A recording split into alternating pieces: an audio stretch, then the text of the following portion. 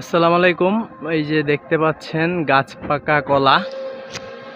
এটা হচ্ছে গিয়ে আমার নিজস্ব গাছের কলা। গাছের মধ্যেই কলাগুলো এই যে দেখেন একদম পেকে গিয়েছে, এক এক দিকে এক একটা পাকছে। এখন হচ্ছে গিয়ে এটা একটা কলার বাগান, ছোটোখাটো একটা বাগান। মোটামুটি আপনাদের যদি দেখাই আমি, এইখানে দেখেন সারি সারি কলা গাছ আছে। এই যে এখান থেকে শুরু। এই যে গাছগুলা দেখতে পাচ্ছেন, এটা আমার ছোট্ট একটা বাগান।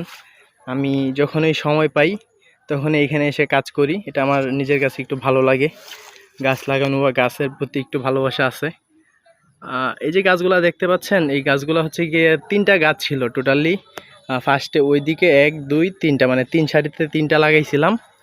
তারপর অল্প অল্প করে অনেক শ্রম ঘাম দিয়ে, মানে অনেক পরিশ্রম করতে করতে আজকে মোটামুটি 30-40টা গাছ তো হবে আনুমানিক, এখানে সব মিলায় ছোটোখাটো।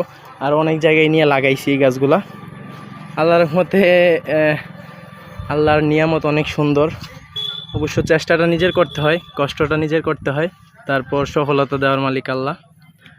এই যে একটা ছোটো বাগান, এটা কন্টিনিউ করার চেষ্টা করছি। আপনারা দেখতে পাচ্ছেন কলাগুলা পাকছে, এখন এটাকে কেটে নিয়ে যাব বাসায়। সুন্দর